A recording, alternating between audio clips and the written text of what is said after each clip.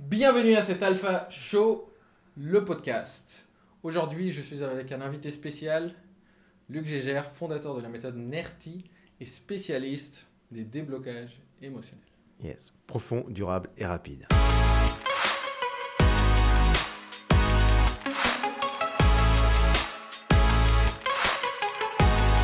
Alors, Luc, est-ce que Oui. tu peux m'expliquer, commençons par le commencement, c'est quoi un blocage émotionnel et donc un déblocage? En fait, il y en a plein, ça, c'est très variable. Ça peut être la simple phobie.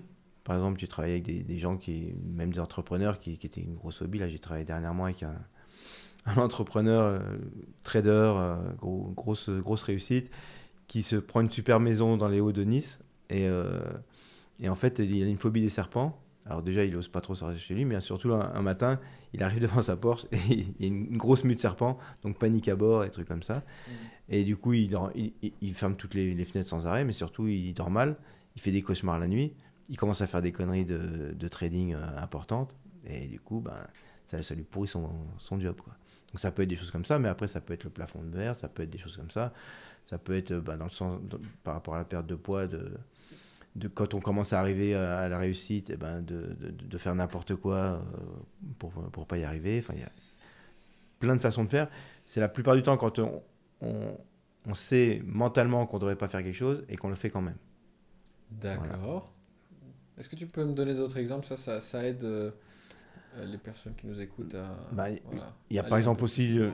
moi j'avais par rapport à la Plus tu as réussite. des exemples précis et concrets, Ouais. plus ça sera des histoires. Ça marche. Ouais. Par exemple, moi je montais je montais des boîtes avec des potes. Par exemple, on avait monté une boîte de posters de concerts à une époque et qui marchait très bien. Et au moment où elle a commencé à vraiment marcher, moi j'ai trouvé un truc plus intéressant à faire que je suis faire, je leur ai laissé. Et en fait, j'ai fait ça plusieurs fois, j'ai monté plusieurs fois des boîtes et à chaque fois quand ça a commencé à marcher, je suis parti.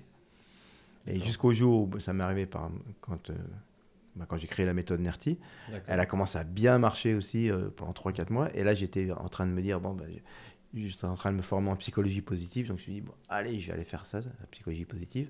Puis, je me suis dit, mais t'es pas en train de refaire le même pattern encore. Et là, du coup, je me suis fait un auto-NERTI sur ce sujet-là. Et je suis encore là. C'était en 2014, donc ça fait 9 ans. Et donc, je suis encore là. Donc, c'est que j'ai dégagé le truc. T'as dégagé le truc. Ouais. D'accord. Et en fait, on a plein en plus de blocages émotionnels dont on ne se rend même pas compte. C'est-à-dire qu'il y a plein de choses où on pense que c'est notre personnalité. Ouais, mais moi, j'aime pas ça. Moi, je réagis comme ça. Moi, je suis colérique. Moi, je suis timide. Bon, on peut se rendre compte que c'est un blocage. Moi, c'était mon cas. J'étais phobique social. Hein. C'est de là que je viens quand même. Donc, vas-y, explique-moi, c'est quoi être phobique social? par exemple, c'est que tu n'oses pas aller demander du pain dans une boulangerie. Ah ouais, t'en es par là. exemple. Ah oui, oui. C'est sévère là, Ouais. quand même. Non, c'est ça. Parce que c'est juste, je veux une baguette s'il vous plaît. Oui, c'est ça. D'accord. C'est ça. Et en fait, Et t'avais quel âge au moment où j'avais 19 ans à peu près. D'accord. Quand j'ai commencé à bosser sur ce sujet-là. Parce qu'en fait, j'avais Tu faisais noté. comment pour manger avant? Je demandais à des amis, puis j'y allais des fois, mais en fait, moi, quand il avait commencé à y avoir des baguettes dans les supermarchés, j'étais super content. Tu vois, parce que du coup, j'étais pas obligé d'aller à la boulangerie, tu vois. D'accord. Tu sais, ça paraît débile hein, maintenant, Ouais, non, mais je quand on y pense. Et En tout cas, tu faisais un effort de contournement des situations sociales. c'est ça. Et de raconter une blague devant 3 personnes, c'était impossible. À l'école, j'ai eu 0 en récitation et en exposé toute ma scolarité, parce qu'à chaque fois, je disais que j'avais oublié, je l'avais pas fait, je l'avais pas appris, enfin, c'est juste pour pas le faire, quoi. En fait, c'est pas que t'avais pas appris, c'est que tu faisais pas. C'est ça, c'est que j'osais pas me mettre devant la classe et faire un exposé ou faire une récitation. C'était impensable, c'était impossible, totalement impossible. Mais t'avais des amis quand même? Ah oui, j'avais des amis, ouais. J'étais même assez populaire. Pour Parce que en fait, j'étais gymnaste de haut niveau en même temps, donc j'étais physiquement gymnaste. D'accord. Donc j'étais gymnaste de haut niveau, donc j'étais physiquement très à l'aise, Ouais. mais socialement complètement inhibé. Donc c'était un gros différentiel entre les deux. Ouais. Et en fait, avec les potes que je connaissais, ça se passait très bien. Et puis on Dès que déconnait. tu sortais ta zone de connaissance de gens que tu connaissais, C'est ça. En fait, c'était les inconnus. C'était les inconnus, c'était terrible. Et donc, j'avais fait cette liste de choses les plus difficiles que je voulais faire, en me disant en mode contrephobique, je veux pas être limité par ça, et donc je veux m'en débarrasser. Et donc, je me rappelle cette liste, et la première ligne de la liste, c'était la baguette de pain. D'aller chercher une baguette de pain dans une boulangerie. Et la deuxième chose derrière, quand tu réussis à aller régulièrement prendre du pain comme ça, c'était d'aller demander un gros pain et de dire ah ben non, finalement je veux une baguette. Tu vois, de changer d'avis. Et putain, combien de temps j'ai mis avant d'arriver à faire ça, tu vois. Ouais. Et des fois j'en achetais 2 ou 3 par jour, tu vois, des baguettes juste pour me forcer, quoi, pour être en mode contrephobique, de me dire allez, j'y vais. Ouais, c'est comme ça aussi qu'après je fais du théâtre, j'ai fait plein de choses. Enfin, c'est... Ouais, mais finalement tu étais aussi dans la réaction, donc tu n'étais pas vraiment toi-même, tu cherchais des choses pour challenger ta phobie, quoi. Ouais, bah ouais. Et du coup après il faut revenir à qu'est-ce que je veux faire vraiment. Exactement, c'est ça, et revenir au naturel. Mais en fait, tu ne peux revenir au naturel que quand tu as vraiment débloqué. C'est quand à l'âge de 44 ans, où j'ai réussi à vraiment me libérer de la timidité, que là, j'ai commencé à pouvoir aller dans les directions de ce que je voulais, de ce que j'aimais faire, et vraiment. Parce que jusque-là, j'étais en réaction, quoi. D'accord, soit tu étais timide, soit tu te mettais dans des situations pour prouver que tu n'étais pas timide. C'est ça, et puis j'étais tout le temps en mode j'en fais trop, tu sais, en mode de Tony Robbins, tu vois, à fond, tu vois. D'accord. Je suis allé plusieurs fois faire des Tony Robbins, marcher sur le feu en me disant allez, je dépasse toutes mes peurs. Et ça marchait bien sur le moment. Bien sûr. Mais dès que j'étais fatigué, que j'étais stressé, que j'étais un peu comme ça. C'était suradaptation en fait, tu compensais, tu t'en ouais, trop, c'est ça.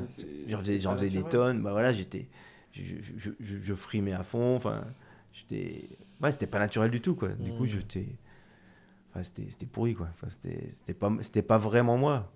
Et du coup, tu te fatiguais tout seul, j'imagine. Ouais, et puis surtout, je flippais toujours d'être démasqué en plus. C'est-à-dire que j'étais à fond, et puis dès que quelqu'un me challengeait un peu, que j'avais un peu des difficultés. Je retombais, j'étais comme ça. Je rentrais dans une salle, j'osais parler à personne. Enfin, c'était horrible. Ouais. Où je sortais en boîte je voulais aller draguer. Et j'avais passé toute la soirée à me dire putain, je vais y aller. Et j'y allais pas, je picolais. Je rentrais, j'étais bourré, j'avais rien fait, je dormais sur la béquille. Enfin voilà. C'est challengeant pour les gens qui nous écoutent. Je pense qu'il y a beaucoup de gens qui ont vécu des choses comme ça, soit la timidité d'aller aborder une femme par exemple, ou alors effectivement des blocages émotionnels qui nous empêchent de réussir. Et qu'est-ce que tu peux nous donner comme expérience où tu as une personne qui avait un vrai blocage sur un sujet, par exemple entrepreneurial, et qui a réussi à débloquer ça? Là, dernièrement, maintenant je fais aussi des offres. En fait, je travaille maintenant avec des offres au ticket où je travaille avec des entrepreneurs un peu de haut niveau, des choses comme ça. Et là, dernièrement, il y a un start-upper. En fait, le gars, à chaque fois qu'il allait dans il était interviewé, BFM, enfin, des trucs comme ça, où il faisait des tours de levée de fonds, ou qui devait motiver ses équipes, des trucs comme ça. Il allait toujours en mode j'ose pas y aller. Enfin, il passait 3-4 jours avant ou une semaine avant à être flippé, à se dire je sais pas si j'y allais. Alors après, il y arrivait quand même, hein, mais c'était beaucoup d'efforts, beaucoup de difficultés pour lui. Et en fait, du jour au lendemain, on a travaillé ensemble. Et en fait, son objectif, ce qu'il voulait, c'était de dire j'ai envie à chaque fois que je suis dans une situation comme ça, que j'ai envie d'y aller, que je suis motivé pour y aller, et que plutôt que d'y aller en mode je flippe à fond, c'est que j'ai envie d'y aller. Et du coup, on a travaillé ensemble. Et on a réussi à faire ça, parce que lui, il a une grosse valeur humaine, une grosse valeur relation humaine, chaleur humaine en petits groupes. Mais par rapport au grand groupe, il n'y arrivait pas. Et du coup, déjà, on a enlevé la réactivité émotionnelle qui était sous-jacente. Et après, on a associé avec cette valeur importante du fait qu'il aimait les gens, que du coup, quand il allait dans des interviews, il s'intéressait à la personne en face. Et du coup, il était attiré. Du coup, il disait c'est génial, je vais pouvoir discuter avec quelqu'un. Et du coup, ça s'est mis en automatique. Enfin, on a programmé son cerveau pour que ça se fasse en automatique, qu'il n'ait pas besoin d'y penser. D'accord. Et depuis qu'il a fait ça a tout changé, quoi. Comment il se sent maintenant? Il se sent super bien, et surtout, il recherche ces situations-là. Alors qu'avant, il les évitait, D'accord. mais maintenant, il les recherche. C'est Et plus fluide en fait, sa fluidité c'est- professionnelle voilà, a c'est ça. augmenté, Ouais.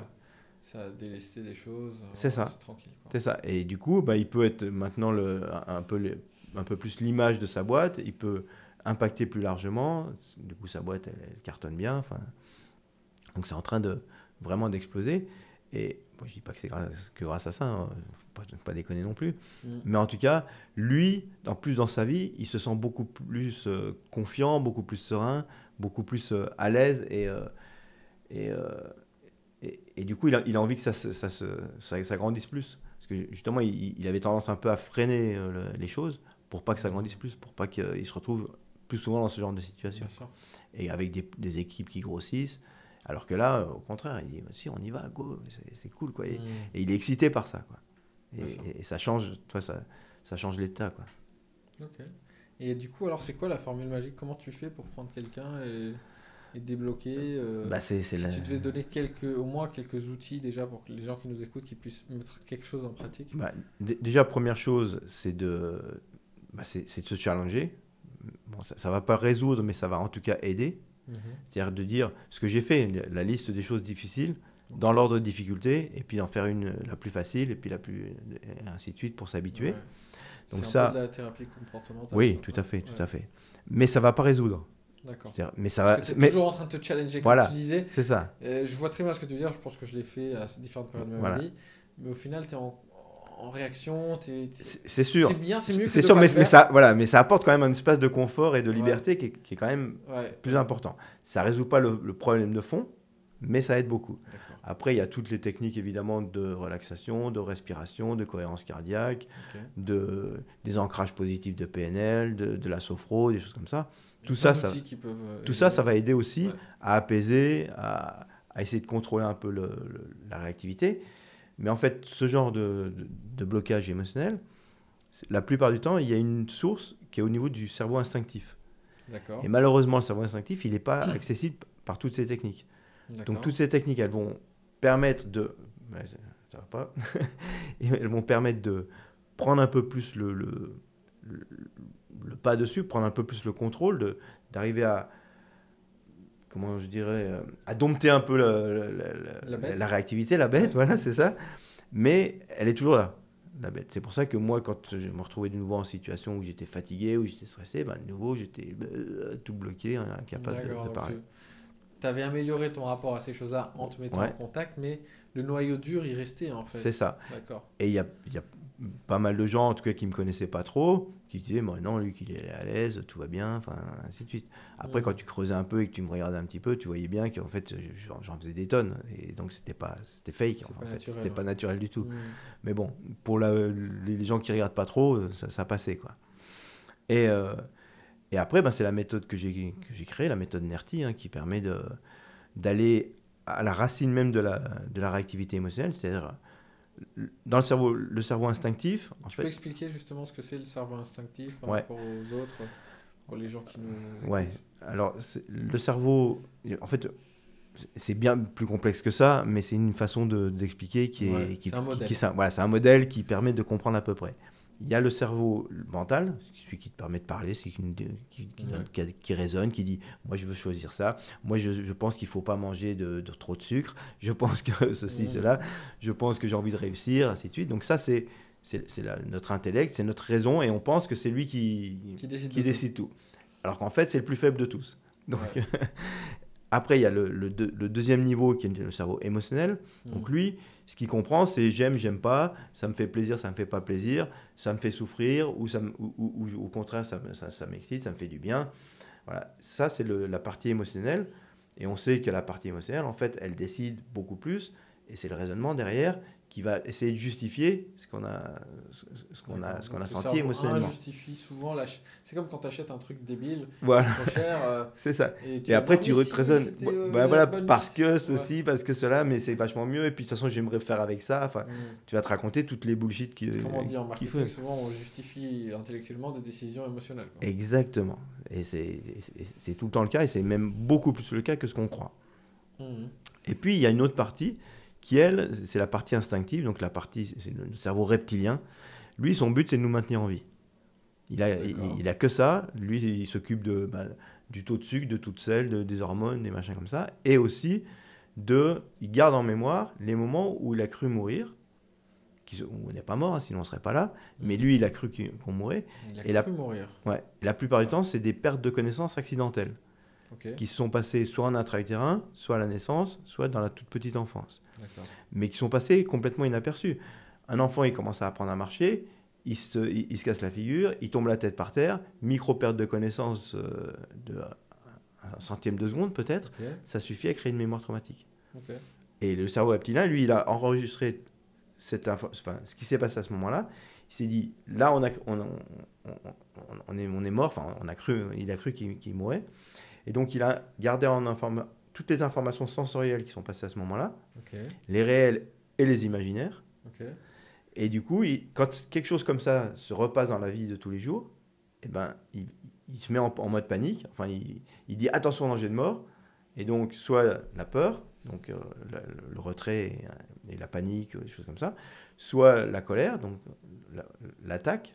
C'est-à-dire qu'il va se mettre en mode ah non, mais moi je veux pas ça. Donc, il va se mettre ou alors en mode inhibition, t'es bloqué, j'arrive plus à parler. Et donc, c'est ces trois, c'est fight, flight or freeze, qui sont les trois réactivités, qui viennent du cerveau reptilien. Et le problème du cerveau reptilien, c'est qu'il n'a pas de langage. C'est-à-dire que tu peux dire ouais, mais la petite araignée, elle va pas me faire du mal. En vrai, lui, il s'en fout, il n'entend pas. C'est-à-dire que c'est comme si tu lui parlais chinois. Il n'entend pas. Et il n'a pas non plus d'émotionnel. Il panique en fait. Voilà, lui, c'est juste attention au danger. Point barre.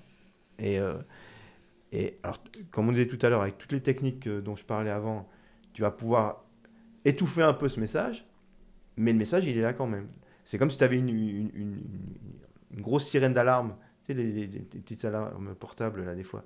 Tu as une grosse alarme dans la poche, tu la déclenches, et alors tu peux mettre des coussins dessus, mais putain, ça continue à gueuler, quoi, tu vois. Pour ceux qui ont déjà vu quelqu'un en panique, par exemple, quelqu'un qui a peur des abeilles, tu vas dire mais c'est juste une abeille, il se lève de la table, il sort en courant. Mais c'est clair. C'est une panique en fait, voilà, il n'y a pas de contrôle. C'est ça. Comme ma mère qui a peur dans l'avion, ça tremble un tout petit peu, mais il n'y a rien à faire. Les mots sont inopérants en fait. C'est ça. Tu peux dire ce que tu veux. C'est ça, parce qu'en fait, cette partie du cerveau, elle entend, elle connaît pas le langage, quoi. Elle n'a pas de langage, donc tu peux lui dire ce qu'elle veut, elle te comprend pas. Elle sait pas que... Donc c'est pour ça que ça marche pas. Donc la clé, c'est de se dire comment on va réussir à parler à cette partie-là. C'est ça. Et en fait, la seule interface qu'on a avec cette partie instinctive, c'est notre corps. C'est nos sensations corporelles. Les sensations corporelles. Voilà. Parce qu'en fait, quand il se met en panique, il envoie les sensations de panique dans le corps. Et là, et là, du coup, on a les neurotransmetteurs qui se mettent en route, le corps qui se serre, et ainsi de suite. Et on se dit, j'ai peur. Mais en fait, le signal, c'est parce que c'est le corps qui a envoyé d'abord le signal. Tu vois, la pensée, elle vient en troisième. Quand tu dis j'ai peur, c'est le troisième étage. C'est quoi le premier donc? Premier, c'est instinctif, qui envoie les neurotransmetteurs, qui envoie les trucs. Après, tu as le corps qui s'y met et l'émotionnel qui, du coup, se sent. Et après, la pensée qui dit j'ai peur. Tu vois, mais c'est pas dans l'autre sens. Bien sûr. Et donc, l'interface, c'est uniquement le corps. Et donc, il faut arriver à laisser s'exprimer ce qui se passe dans le corps jusqu'au moment, ce que j'appelle le verrou. C'est ça. Le verrou. Comme un verrou. Ouais, ce que j'appelle le verrou émotionnel, qui est vraiment le cœur central de la méthode NERTI, qui est en fait la mémoire dans le corps de cette perte de connaissance accidentelle, qui est liée à la réaction émotionnelle qu'on est en train de vivre. Et donc, ce qui se passe, c'est quand tu as la réaction émotionnelle, tu laisses faire ce que font tes sensations dans ton corps.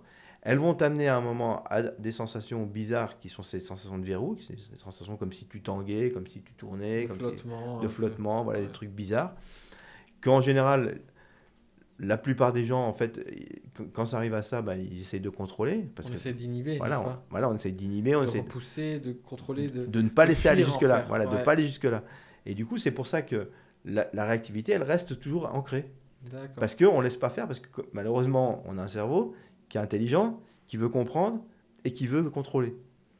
Donc on cherche à contrôler parce que tout le monde nous a dit ouais mais non, t'énerve pas, il n'y a rien, n'aie pas peur, ainsi de suite. Donc, du coup ça renforce encore plus cet instinct de contrôle, quoi. C'est ça, du coup j'essaie de... c'est ça, tu essaies de bloquer le truc. Donc qu'est-ce que tu fais ? imagine, tu sais l'histoire du diable dans la boîte.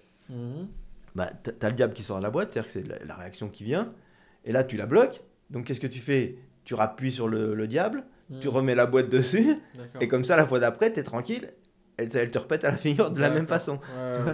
Et à chaque fois il est sous pression, le ressort il est sous pression. Il est bien compressé. Et plus tu vas contrôler, plus tu vas mettre de la pression, plus au moment où ça va sortir violent. D'accord, parce que tu es toujours dans l'inhibition. Exactement. Et au bout d'un moment, ça te fatigue l'inhibition. Et en plus, exactement, ça fatigue parce qu'il faut énormément d'énergie pour contenir.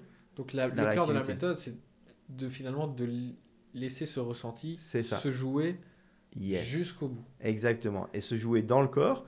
Et c'est là où c'est un peu tricky, c'est un peu technique. C'est un peu de l'art. C'est-à-dire qu'il faut arrêter le petit vélo qu'il y a là-haut. C'est-à-dire qu'il faut arrêter de chercher à comprendre, chercher à contrôler. Il faut juste dire, ok, je laisse faire. Et on ne cherche pas d'interprétation, on ne cherche pas de justification. Et c'est là où toutes les techniques de psycho, quelles qu'elles soient, c'est compliqué pour ceux qui sont forts là-dedans parce que ils vont trouver des interprétations, ils vont trouver des raisons, ils vont trouver ouais, mais c'est parce que ma mère, c'est parce que mon frère, c'est parce que mon transgénérationnel, c'est parce que... Voilà, tu vas trouver plein de raisons, mais du coup, tant que tu es dans les raisons, tu laisses pas faire ce qui doit se faire dans le corps. Et du coup, tu empêches le processus de se faire. Le processus. Ouais. Parce que c'est un processus. C'est un processus. En fait, quelque part, c'est un processus qui serait naturel. C'est naturel. En fait, on est déjà tous câblés comme ça. Ça fait partie de nous, sauf que malheureusement, on ne le laisse pas faire. Ouais. Donc moi, en fait, j'ai rien découvert. J'ai juste découvert comment permettre à ce processus de se faire naturellement et surtout de façon ciblée. C'est-à-dire que, par exemple, j'avais fait Vipassana. La toute première chose où je me suis rendu compte que le simple fait d'observer les sensations. Pour ceux qui... Ouais, Vipassana, en fait, c'est un stage de méditation. D'accord. De 10 jours, 10 heures par jour de méditation. Oh la vache. Dans le silence. Dans le silence. C'est ça. T'as pas le droit de te parler. T'as pas le droit de te parler, c'est ça. et la méditation, c'est la plus chiante du monde. Mais vraiment, quoi, c'est insupportable. C'est-à-dire que pendant toute la journée, les 3 premiers jours, tu observes juste ta respiration. C'est-à-dire que tu observes l'air qui rentre dans tes... 10 heures par jour. Ah non, c'est pas possible. non, c'est taré. C'est complètement taré. Voilà. Et après, ça, c'est les 3 premiers jours. Ah ouais. Et après, les 7 suivants, tu fais un scan du corps. C'est-à-dire que tu portes ton attention là, tu la balances tranquillement jusqu'à tes pieds, puis tu remontes, puis tu redescends. 10 heures par jour. Non. Si, je t'assure.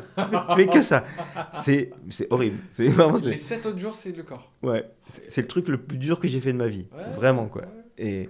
Mais ce qui est drôle, c'est que j'avais en fait, moi, je venais du sport de haut niveau. Hein, j'étais gymnaste de haut niveau. Et donc, je m'étais bien pété le dos. Tu vois, j'avais bien tiré sur la machine.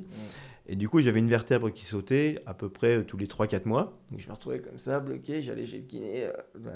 J'étais tout bloqué. Et je ne pouvais pas faire 1 heure, 2 heures de voiture. Franchement, j'avais du mal à sortir de ma voiture. C'était vraiment... J'avais le dos bien flingué. Et quand j'ai fait Vipassana, quand je suis sorti de ça, et donc après ces 100 heures de méditation, à faire que observer mon corps et avoir mal au dos, alors c'était super douloureux, mal au genou, enfin mal partout.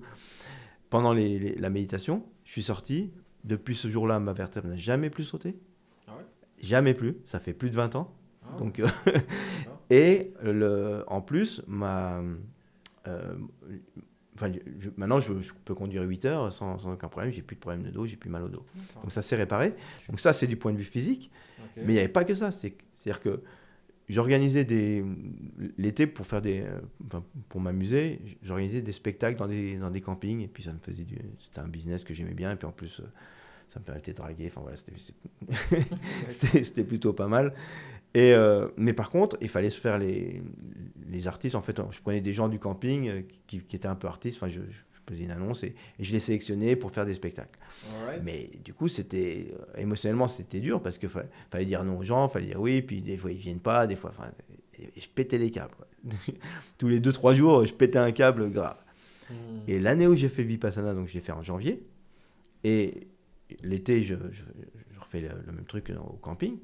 et je me fous pas en colère une seule fois de l'été. Ou alors un petit peu, toi, j'étais... Et putain, qu'est-ce qui s'est passé, quoi? C'est quoi ce délire, quoi? C'est taré, quoi. Et en fait, je me suis rendu compte que ce que j'avais fait, c'était Vipassana avant.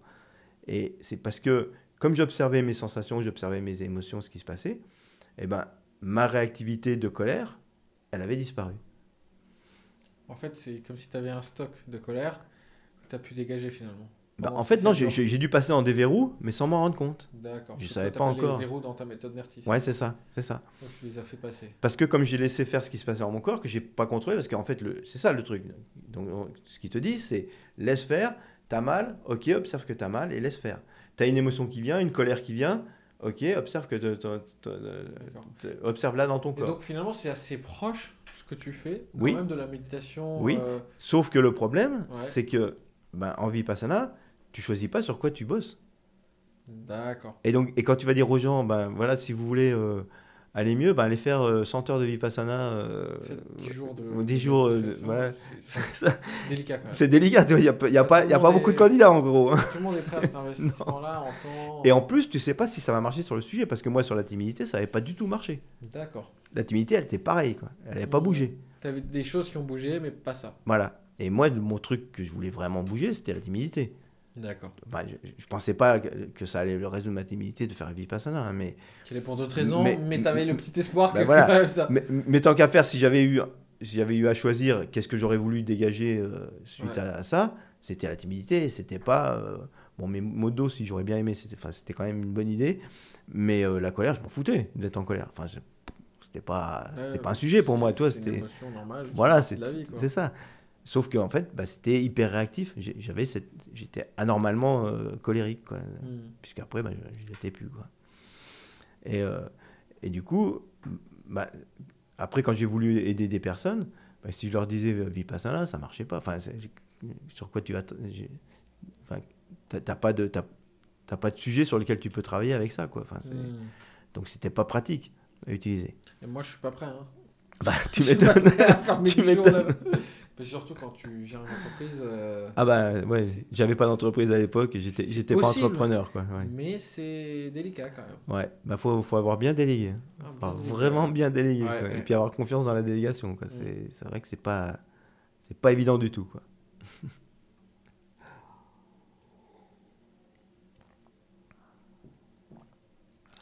Donc tu as fait sauter des verrous.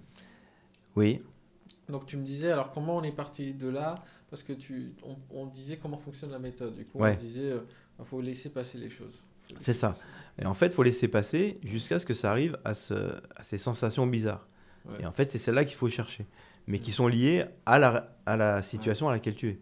Ouais. Et c'est là où du coup, c'est spécifique. Okay. Mais ça rappelle effectivement des techniques de méditation... De pleine conscience. De pleine conscience. Ouais, tout à fait. Ouais, tout à fait.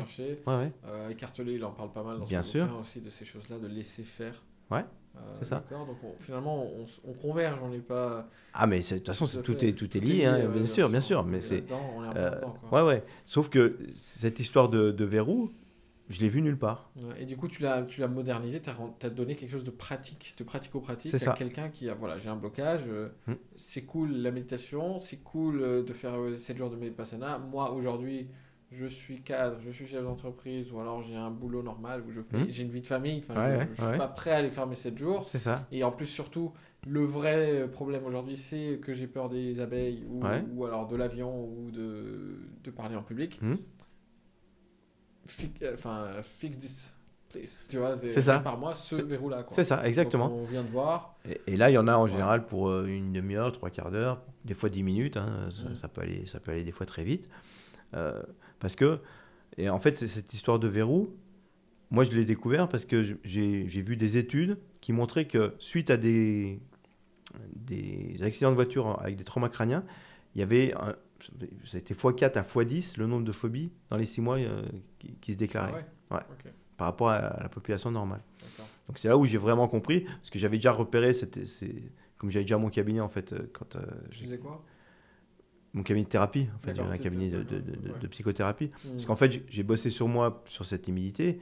À partir de 16 ans, j'ai commencé à faire du dev perso pour me sortir de cette timidité. Donc, tous les ans, apprenais une technique. Enfin, donc, je suis formé à au moins 15 techniques différentes. Je suis maître prêtre en plein de choses. Enfin, c'est au moins plus d'une quinzaine de techniques de méditation aussi, de respiration, de machin. T'es passionné. Oui, et puis surtout, c'est plus que j'étais passionné, c'est que je voulais me sortir de cette timidité, quoi. J'étais vraiment,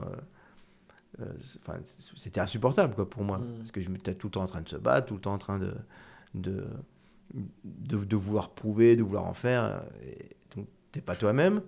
Et puis en plus, dès que, moi j'avais peur d'être démasqué, c'est-à-dire qu'on voit que j'étais pas, je suis pas si sûr de moi, Légitime, ouais. voilà. Et en plus de toute l'énergie qui était prise par ça, quoi.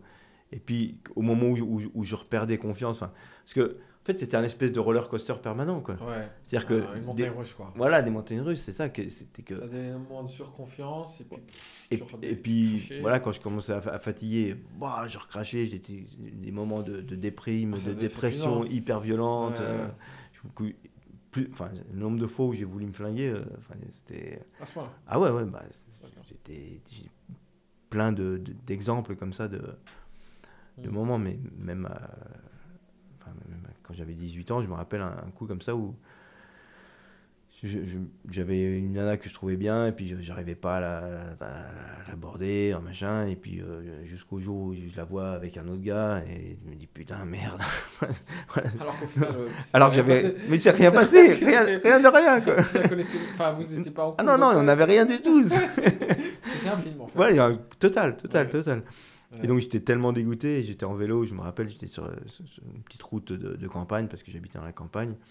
J'étais à vélo, il pleuvait en plus, et je me dis allez, je me tue, et je roule à fond et je me jette dans le fossé en me disant je vais me fracasser dans un arbre qui est derrière le fossé. Tu t'es vraiment jeté dans le fossé? Ouais. Ah ouais. Pour de vrai. Mais malheureusement j'étais gymnaste, donc du coup je fais 3 roulés boulets, je me retrouve couché dans le fossé, il n'y avait même pas assez d'eau pour me noyer, j'avais juste de l'eau comme ça dessus, juste comme un con dans mon fossé. Là je dis putain, je suis trop nul, quoi. Fais chier. Ouais.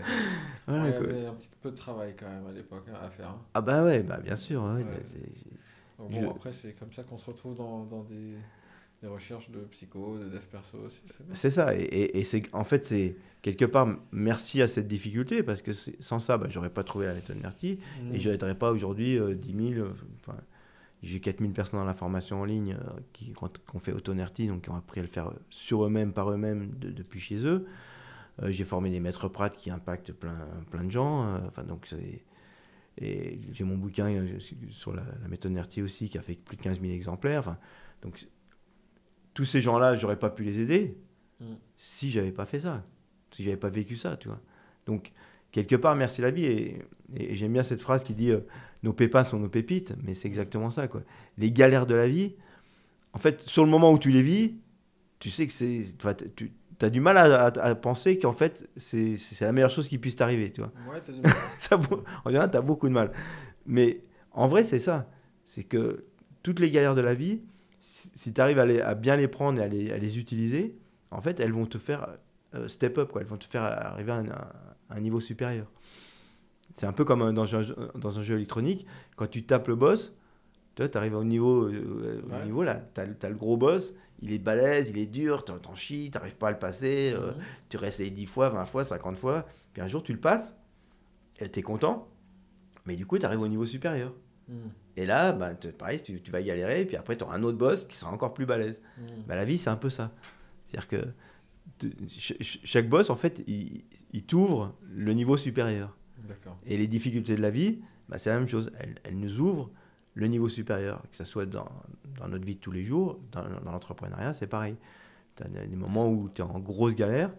Sur le moment, tu te dis... Alors, parle-en, ça serait bien de prendre 2 exemples, si tu le Ouais, veux bien. ouais. Notamment, il y a beaucoup de gens qui nous écoutent qui sont chefs d'entreprise, Ouais. ou cadres. L'exemple de l'entrepreneuriat, il est bien. Et après, si tu veux bien, allons sur un exemple, quand on a vu ça, plutôt de perte de poids. Ouais. Ou de galère avec la transformation physique, parce que j'ai des gens qui, malgré le fait que tu leur donnes les bonnes méthodes, Ouais. la bonne nutrition, les plans, le machin, le sport à faire, ils le feront pas. Ouais. Et là, il y a un vrai blocage. Là, Bah ouais. c'est plus de l'ordre du côté physique, matériel en fait. Bah C'est ouais, dans la ouais. tête que ça Ouais, bloque. ouais. Donc, C'est pas un problème technique. c'est pas, Ouais. parce que ça marche avec tout le monde. Là, Bah ouais. il n'y a pas de martien, je dis toujours ça. Mm. La biologie, c'est la même pour tout le Bah ouais. monde. Bah, si tu La- fais moins d'entrants et plus C'est de ça. sortants, forcément, Les ça maths, marche, quoi. la chimie, la Mm. biologie, c'est pareil pour tout Bah le ouais. monde. C'est la physique, les lois de la physique s'appliquent à tous, de la thermodynamique. C'est Il n'y a ça. pas de... Non, en fait, Non. si ça marche pas, c'est que toi, tu fais pas quelque Bah chose ouais. et que tu respectes pas les règles de la perte de poids. Mm. Et du coup, le problème, c'est de se dire, c'est pas de se dire culpabilisons, Bah non, c'est de se dire bah non. comment je fais pour